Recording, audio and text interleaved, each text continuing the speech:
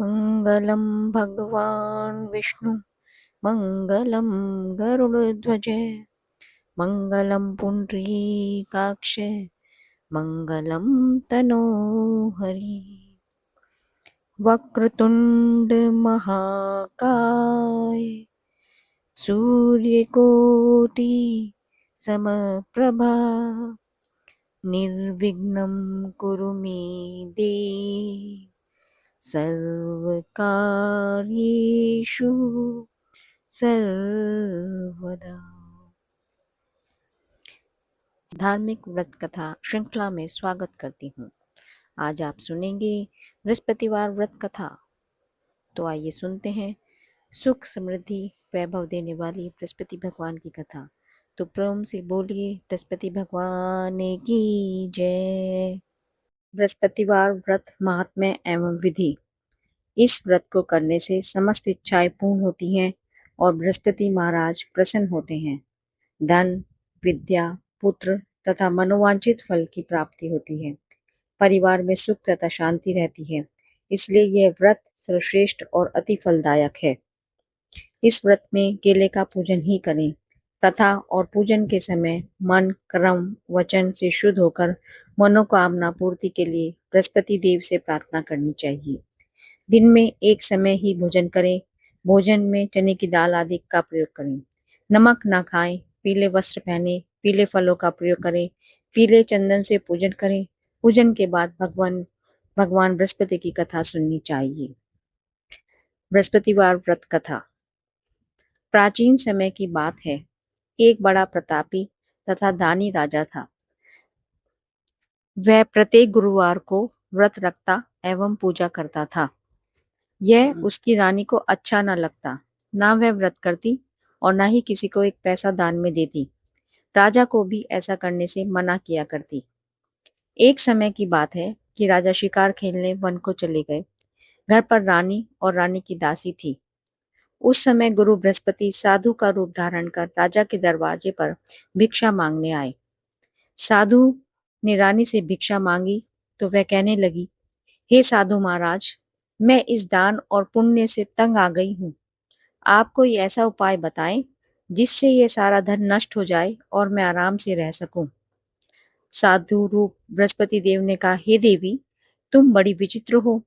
संतान और धन से कोई दुखी नहीं होता। अगर तुम्हारे पास धन अधिक है तो इसे शुभ कार्य में लगाओ जिससे तुम्हारे दोनों लोग सुधरें। परंतु साधु की इन बातों से रानी खुश नहीं हुई। उसने कहा, मुझे ऐसे धन की आवश्यकता नहीं जिसे मैं दान दूं तथा जिसको संभालने में ही मेरा सारा समय नष्ट हो जाए। साधु ने कहा, यदि तुम्हारी ऐसी इच्छा है तो जैसा मैं तुम्हें बताता हूँ तुम वैसा ही करना। बृहस्पतिवार के दिन तुम घर को गोबर से लीपना, अपने केशों को पीली मिट्टी से धोना, केशों को धोते समय स्नान करना, राजा से हजामत बनाने को कहना, भोजन में मांस मदिरा खाना, कपड़ा धोबी के यहाँ धुलने डालना। इस प्रकार 7 बृहस्पतिवार करने से तुम्हारा समस्त धन नष्ट हो जाएगा। इतना कहकर साधु बने बृहस्पति देव अंतर्ध्यान हो गए। साधु के कहे अनुसार करते हुए रानी को केवल 3 बृहस्पतिवार ही बीते थे कि उनकी समस्त धन संपत्ति नष्ट हो गई। भोजन के लिए परिवार तरसने लगा। एक दिन राजा रानी से बोला, हे रानी, तुम यहीं रहो, मैं दूसरे देश को जाता हूँ क्योंकि यहाँ पर मुझे सभी जानते हैं, इसलिए मैं कोई छोटा कार्य नहीं कर सकता। ऐसा कहकर राजा प्रदेश चला गया। वहां पर वह जंगल से लकड़ी काट कर लाता और शहर में बेचता। इस तरह वह अपना जीवन व्यतीत करने लगा। इधर राजा के बिना रानी और दासी दुखी रहने लगी। एक समय जब रानी और दासियों को 7 दिन बिना भोजन के रहना पड़ा तो रानी ने अपनी दासी से कहा, हे दासी, पास ही के नगर में मेरी बहन रहती है। वह बड़ी धनवान है। तू उसके पास जा और कुछ ले आ ताकि थोड़ा बहुत गुजर बसर हो जाए। दासी रानी की बहन के पास गई। उस दिन बृहस्पतिवार था। रानी की बहन उस समय बृहस्पतिवार की कथा सुन रही थी। दासी ने रानी की बहन को अपनी रानी का संदेश दिया, लेकिन रानी की बहन ने कोई उत्तर नहीं दिया। जब दासी को रानी की बहन से कोई उत्तर नहीं मिला तो वह बहुत दुखी हुई। उसे क्रोध भी आया। दासी ने वापस आकर रानी को सारी बात बता दी। सुनकर रानी ने अपने भाग्य को कोसा। उधर रानी की बहन ने सोचा कि मेरी बहन की दासी आई थी, परंतु मैं उससे नहीं बोली, इससे वह बहुत दुखी हुई होगी। कथा सुनकर और पूजन समाप्त कर वह अपनी बहन के घर गई और कहने लगी, हे बहन, मैं बृहस्पतिवार का व्रत कर रही थी। तुम्हारी दासी गई, परंतु जब तक कथा होती है तब तक न उठते हैं और न बोलते हैं, इसलिए मैं नहीं बोली। कहो दासी क्यों गई थी? रानी बोली, बहन, हमारे घर अनाज नहीं था। ऐसा कहते कहते रानी की आंखें भर आई। उसने दासियों समेत भूखा रहने की बात भी अपनी बहन को बता दी। रानी की बहन बोली, बहन देखो, बृहस्पति भगवान सबकी मनोकामना पूर्ण करते हैं। देखो, शायद तुम्हारे घर में अनाज रखा हो। यह सुनकर दासी घर के अंदर गई। वहां उसे एक घड़ा अनाज का भरा मिल गया। उसे बड़ी हैरानी हुई, क्योंकि उसे एक एक बर्तन देख लिया था। उसने बाहर आकर रानी को बताया। दासी रानी से कहने लगी, हे रानी, जब हमको भोजन नहीं मिलता तो हम रोज ही व्रत किया करते हैं, इसलिए क्यों ना इनसे व्रत की कथा और विधि पूछ ली जाए। हम भी व्रत किया करेंगे। दासी के कहने पर रानी ने अपनी बहन से बृहस्पतिवार व्रत के बारे में पूछा। उसकी बहन ने बताया, बृहस्पतिवार के व्रत में चने की दाल और मुनक्का से विष्णु भगवान का केले की जड़ में पूजन करें तथा दीपक जलाएं, पीला भोजन करें तथा कथा सुने। इसे गुरु भगवान प्रसन्न होते हैं तथा मनोकामना पूर्ण करते हैं। व्रत और पूजन की विधि बताकर रानी की बहन अपने घर लौट आई। रानी और दासी दोनों ने निश्चय किया कि अगर बृहस्पति देव भगवान का पूजन जरूर करेंगे। 7 रोज बाद जब बृहस्पतिवार आया तो उन्होंने व्रत रखा। गुड़साल में जाकर चना और गुड़ बीन लाई और उसकी दाल से केले की जड़ तथा विष्णु भगवान का पूजन किया। अब पीला भोजन कहाँ से आए? दोनों बड़ी दुखी हुई, परंतु उन्होंने व्रत किया था, इसलिए बृहस्पति देव भगवान प्रसन्न थे। एक साधारण व्यक्ति के रूप में वे 2 थालों में सुंदर पीला भोजन लेकर आए और दासी को देकर बोले, हे दासी, यह भोजन तुम्हारे लिए है और तुम्हारी रानी के लिए है। इसे तुम दोनों ग्रहण करना। दासी भोजन पाकर बहुत प्रसन्न हुई। उसने रानी को सारी बातें बताई। उसके बाद से वे प्रत्येक बृहस्पतिवार को गुरु भगवान का व्रत और पूजन करने लगी। बृहस्पति भगवान की कृपा से उसके पास धन हो गया, परंतु रानी फिर पहले की तरह आलस्य करने लगी। तब दासी बोली, देखो रानी, तुम पहले भी इसी प्रकार आलस्य करती थी। तुम्हें धन के रखने में कष्ट होता था, इस कारण सभी धन नष्ट हो गया। अब गुरु भगवान की कृपा से धन मिला है तो फिर तुम्हें आलस्य होता है। बड़ी मुसीबतों के बाद हमने यह धन पाया है, इसलिए हमें दान पुण्य करना चाहिए। अब तुम भूखे मनुष्यों को भोजन कराओ, प्याव लगवाओ, ब्राह्मणों को दान दो, कुआं, तालाब, बावड़ी आदि का निर्माण कराओ, मंदिर पाठशाला बनवाकर ज्ञान दो, दान दो, कुंवारी कन्याओं का विवाह कराओ, अर्थात धन को शुभ कार्य में खर्च करो, जिससे तुम्हारे कुल का यश बढ़े तथा स्वर्ग प्राप्त हो और पितर प्रसन्न हो। दासी की बात दासी की बात मानकर रानी शुभ कर्म करने लगी। उसका यश फैलने लगा। एक दिन रानी और दासी आपस में विचार करने लगी कि न जाने राजा किस दशा में होंगे। उनकी कोई खोज खबर भी नहीं है। उन्होंने श्रद्धा पूर्वक गुरु बृहस्पति भगवान से प्रार्थना की कि राजा जहाँ कहीं भी हो शीघ्र वापस आ जाए। उधर राजा प्रदेश में बहुत दुखी रहने लगा। वह प्रतिदिन जंगल से लकड़ी बीन कर लाता और उसे शहर में बेचकर अपने दुखी जीवन को बड़ी कठिनता से व्यतीत करता। एक दिन दुखी हो अपनी पुरानी बातों को याद करके वह रोने लगा और उदास हो गया। उसी समय राजा के पास बृहस्पति देव साधु के वेश में आकर बोले, हे लकड़हारे, तुम इस सुनसान जंगल में किस चिंता में बैठे हो, मुझे बतलाओ। यह सुन राजा के नेत्रों में जल भर आया। साधु की वंदना कर राजा ने अपनी संपूर्ण कहानी सुना दी। महात्मा दयालु होते हैं।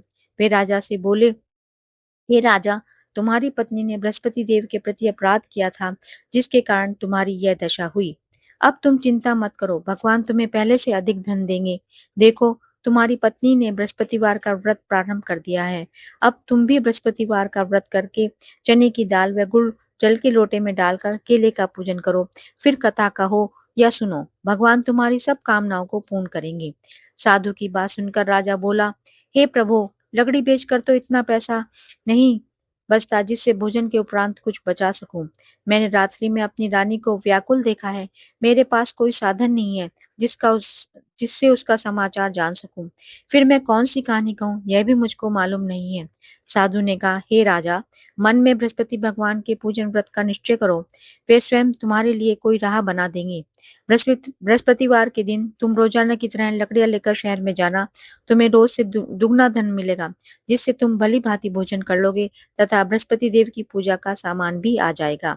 जो तुमने बृहस्पतिवार की कहानी के बारे में पूछा है वह इस प्रकार है। बृहस्पति देव की कहानी। प्राचीन काल में एक बहुत ही निर्धन ब्राह्मण था।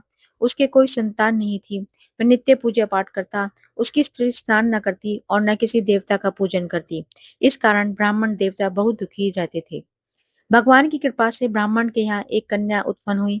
कन्या बड़ी होने लगी। प्रातः स्नान करके वह भगवान विष्णु का जप करती। बृहस्पतिवार का व्रत भी करने लगी। पूजा पाठ समाप्त कर पाठशाला जाती तो अपनी मुट्ठी में जौ भर के ले जाती और पाठशाला के मार्ग में डालती जाती। लौटते समय वही जौ स्वर्ण के होते जाते, उनको बीनकर घर ले आती। एक दिन वह बालिका सूप में उन सोने के जौ को फटक कर साफ कर रही थी कि तभी उसकी मां ने देख लिया और कहा कि हे बेटी, सोने के जौ को फटकने के लिए सोने का सूप भी तो होना चाहिए। दूसरे दिन गुरुवार था। कन्या ने व्रत रखा और बृहस्पति देव से सोने का सूप देने की प्रार्थना की। बृहस्पति देव ने उसकी प्रार्थना स्वीकार कर ली। रोजाना की तरह वह कन्या जौ फैलाती हुई पाठशाला चली गई। पाठशाला से लौटकर जब वह जौ बीन रही थी तो बृहस्पति देव की कृपा से उसे सोने का सूप मिला। उसे वह घर ले आई और उससे जौ साफ करने लगी, परंतु उसकी माँ का वही ढंग रहा। एक दिन की बात है, कन्या सोने के सूप में सोने के जौ साफ कर रही थी। उस समय उस नगर का राजकुमार वहां से निकला। कन्या के रूप और कार्य को देखकर वह उस पर मोहित हो गया। राजमहल आकर वह भोजन तथा जल त्याग कर उदास होकर लेट गया। राजा को जब राजकुमार द्वारा अन्न जल त्यागने का समाचार ज्ञात हुआ तो अपने मंत्रियों के साथ वह अपने पुत्र के पास गया और कारण पूछा। राजकुमार ने राजा को उस लड़के के घर का पता भी बता दिया। मंत्री उस लड़की के घर गया। मंत्री ने ब्राह्मण के समक्ष राजा की ओर से निवेदन किया। कुछ ही दिन बाद ब्राह्मण की कन्या का विवाह राजकुमार के साथ संपन्न हो गया। कन्या के घर से जाते ही ब्राह्मण के घर में पहले की भांति गरीबी का निवास हो गया। एक दिन दुखी होकर ब्राह्मण अपनी पुत्री से मिलने गए। बेटी ने पिता की अवस्था को देखा और अपनी माँ का हाल पूछा। ब्राह्मण ने सभी हाल कह सुनाया।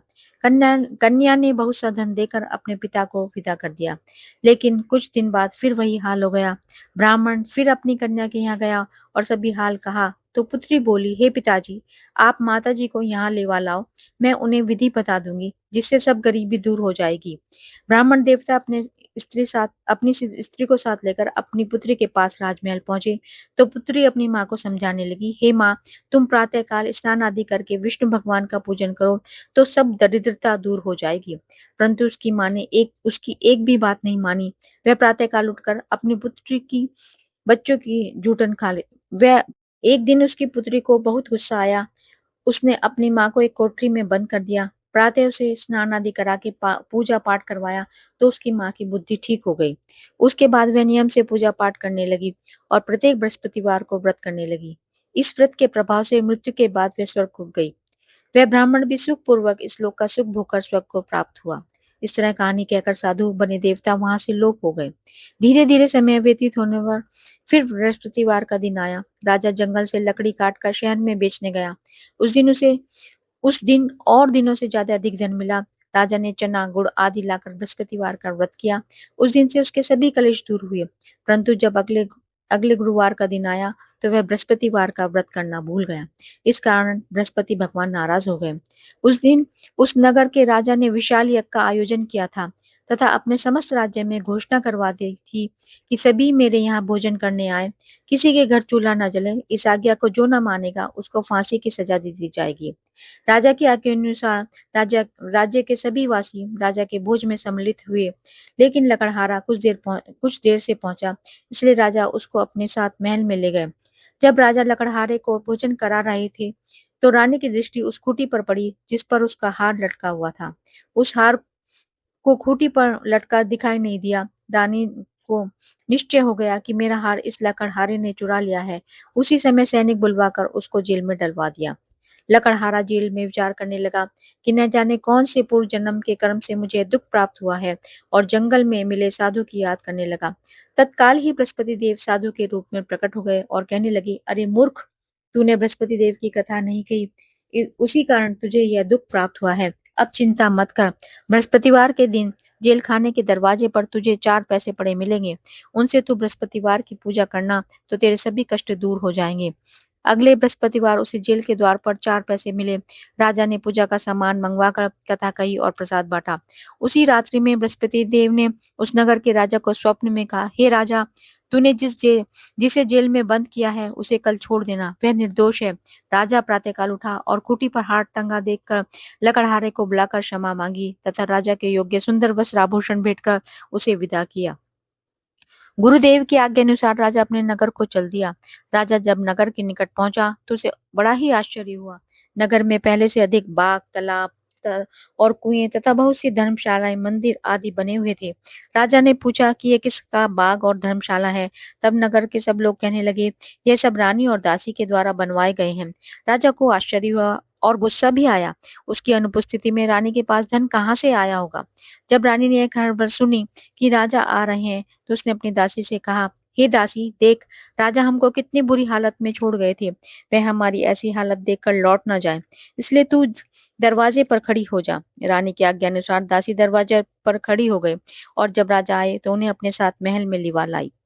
तब राजा ने क्रोध करके अपनी तलवार निकाली और पूछने लगे, बताओ, यह धन तुम्हें कैसे प्राप्त हुआ है। तब रानी ने सारी कथा कह सुनाई। राजा ने निश्चय किया कि मैं रोजाना दिन में 3 बार कहानी कहा करूंगा और रोज व्रत किया करूंगा। अब हर समय राजा के दुपट्टे में चने की दाल बंधी रहती तथा दिन दिन में 3 बार कथा कहता। एक रोज राजा ने विचार किया कि चलो अपनी बहन के यहाँ हो आऊं। इस तरह का निश्चय कर राजा घोड़े पर सवार हो अपनी बहन के यहाँ चल दिया। मार्ग में उसने देखा कुछ आदमी एक मुर्दे को लिए जा रहे हैं। उन्हें रोककर राजा कहने लगा, अरे भैया, मेरी बृहस्पतिवार की कथा सुन लो। वे बोले, लो, हमारा तो आदमी मर गया है, इसको अपनी कथा की पड़ी है। परंतु कुछ आदमी बोले, अच्छा कहो, हम तुम्हारी कथा भी सुनेंगे। राजा ने दाल निकाली और कथा कहनी शुरू कर दी। जब कथा आधी हुई तो मुर्दा हिलने लगा और जब कथा समाप्त हो गई तो राम राम करके वह मुर्दा खड़ा हो गया। राजा आगे बढ़ा। उसे चलते चलते शाम हो गई। आगे मार्ग में उसे एक किसान खेत में हल चलाता मिला। राजा ने उससे कथा सुनने का आग्रह किया, लेकिन वह नहीं माना। राजा आगे चल पड़ा। राजा के हटते ही बैल पछाड़ खाकर गिर गए तथा किसान के पेट में बहुत जोर से दर्द होने लगा। उसी समय किसान की माँ रोटी लेकर आई। उसने जब देखा तो अपने पुत्र से सब हाल पूछा। बेटे ने सभी हाल बता दिया। बुढ़िया दौड़ी दौड़ी उस घुड़सवार के पास पहुंची और उससे बोली, मैं तेरी कथा सुनूंगी, तू अपनी कथा मेरे खेत पर ही चलकर कहना। राजा ने लौटकर बुढ़िया के खेत पर जाकर कथा कही, जिसके सुनते ही बैल खड़े हो गए तथा किसान के पेट का दर्द भी बंद हो गया। राजा अपनी बहन के घर पहुंच गया। बहन ने भाई की खूब मेहमानी की। दूसरे रोज प्रातःकाल राजा जगा तो वह देखने लगा कि सब लोग भोजन कर रहे हैं। राजा ने अपनी बहन से पूछा, ऐसा कोई मनुष्य है जिसने भोजन नहीं किया हो, जो मेरी बृहस्पतिवार की कथा सुन ले। बहन बोली, हे भैया, यह देश ऐसा ही है, यहाँ लोग पहले भोजन करते हैं, बाद में कोई अन्य काम करते हैं। फिर वह एक कुम्हार के घर गई जिसका लड़का बीमार था। उसे मालूम हुआ कि उसके यहाँ 3 दिन से किसी ने भोजन नहीं किया है। रानी ने अपने भाई की कथा सुनने के लिए कुम्हार से कहा। वह तैयार हो गया। राजा ने जाकर बृहस्पतिवार की कथा कही, जिसको सुनकर उसका लड़का ठीक हो गया। अब तो राजा की प्रशंसा होने लगी।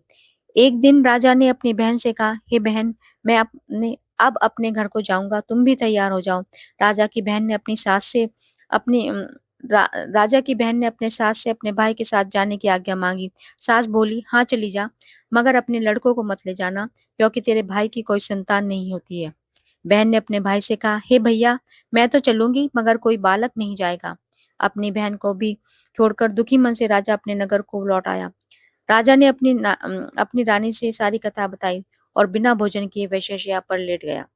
रानी बोली, हे प्रभु, बृहस्पति देव ने हमें सब कुछ दिया है, वे हमें संतान अवश्य देंगे। उसी रात बृहस्पति देव ने राजा को स्वप्न में कहा, हे राजा, उठ, सभी सोच त्याग दे, तेरी रानी गर्भवती है।